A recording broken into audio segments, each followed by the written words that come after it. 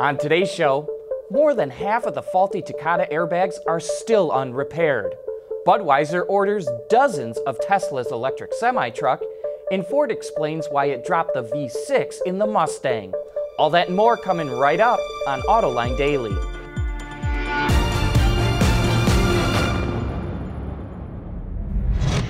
This is Autoline Daily, the show for enthusiasts of the automotive industry. Well, despite having enough replacement parts, over half of the 42 million airbags recalled by Takata have still not been fixed. The Detroit News reports that just over 19 million had been repaired by the end of October. Honda, which was hit hardest by Takata's faulty airbags, has taken some unprecedented steps to repair its vehicles. It hired 500 people to go door to door to find owners who hadn't responded to warnings sent through the mail. And last month, the company started using Facebook to locate owners and let them know about the recall. FCA says it started sending out technicians to people's homes to fix the faulty bags. While safety advocates acknowledge these are good steps, they say other automakers need to do more to get the word out. Even though it is a serious issue, the companies are never going to fix all the vehicles because almost a quarter of owners ignore any kind of recall. We're all familiar with the top automakers in the US, but do you know the top companies in Mexico? Well, Nissan dominates the market. According to Ward's Auto data, through November, the company has sold over 330,000 vehicles, which is over 100,000 more than GM, who's in second place. Volkswagen is in third, with just under 200,000 units sold. And then there's a big drop-off to Toyota and Honda. But check out Kia in sixth place. Its sales have exploded, up over 50%. Overall, automakers have sold 1.37 million vehicles so far this year in Mexico, which is a 3% dip compared to last year. Still to come, Ford is creating high-end watches using old Mustang parts. Autoline Daily is brought to you by Bridgestone Tires, your journey, our passion. Dow Automotive Systems, advanced materials that deliver better results. And by Lear, a global leader in automotive seating and electrical systems. Tesla has had about a dozen or so companies put in orders for its new electric semi-truck, and it just got another keg-sized deposit. Anheuser-Busch announced it placed an order for 40 Tesla semis. It made the move to increase the efficiency of its operations and help meet its goal of reducing its operational carbon footprint by 30% by 2025. That would be the equivalent of taking 500,000 cars off the road. And you know what, come to think of it, one of those Tesla reveal pictures was awfully close to Bud Light Blue. Last week, GM revealed plans to launch an on-demand ride-sharing service using autonomous cars. And now Ford is ramping up its self-driving efforts. Reuters reports that the company will start testing its autonomous vehicles in a number of pilot programs next year. It will try out new business models using the cars, and it's also partnering with Lyft and Domino's Pizza to test the technology.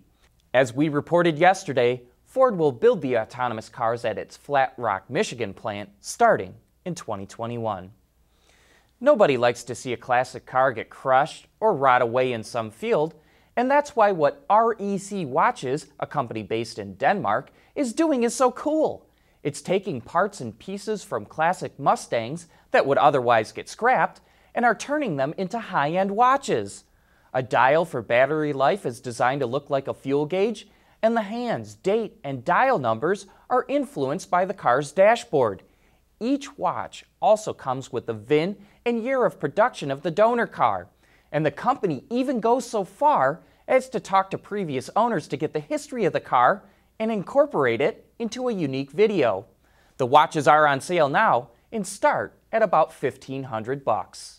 Speaking of the Mustang, coming up next, Ford tells us why it decided to no longer offer a V6 for its pony car. Lighter, safer, stronger, quieter, and more sustainable. Tell us where you need to go, and we'll help you get there. Dow Automotive Systems. We don't succeed unless you do. When Ford updated the 2018 Mustang, it decided to drop its 3.7-liter V6 and only offer a V8 and an EcoBoost 4-cylinder under the hood. On Autoline After Hours, we're joined by the engineers at the Mustang, and they shared why the company dropped the V6 and if we could ever see the return of one as an EcoBoost. In our world of moving the EcoBoost, our EcoBoost 2.3-liter Ford with 350 foot-pounds of torque and 310 horsepower, it was a better match to the 10-speed transmission, right? Because in the 10-speed transmission, you can, because it's such a short span, you can shift between 5,500 and 3,500, and you're always on that flat torque curve. And so, with a flat torque curve and an EcoBoost, it really matches well to a low-span transmission, so you get this seamless performance that it's always there. So I think in the world of matching fun to drive, the EcoBoost provides such a better package than the V6 ever could come to match up against. And so that's, you know, it wasn't as fuel efficient, but just from pure performance, it wasn't progressing anymore. We had kind of reached the plateau of the V6, so that's why it's dropped out of the lineup. But answering on the EcoBoost V6, they're in trucks. They're awesome.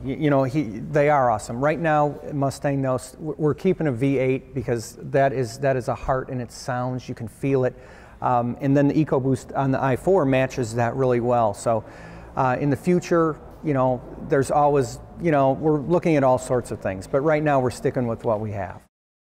For more about the changes to the 2018 Mustang, you can watch that entire discussion right now on Autoline.tv, or you can find it on our YouTube channel.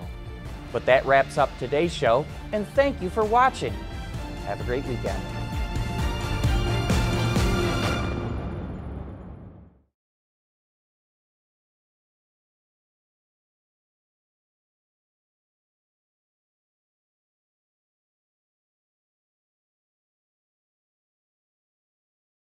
Wards is the industry leader for news, data, and analysis. That's why companies across the globe subscribe to our premium service, maybe even your own. Log in for subscriber access now. Check your company's intranet for details, and rely on wardsauto.com to keep you informed.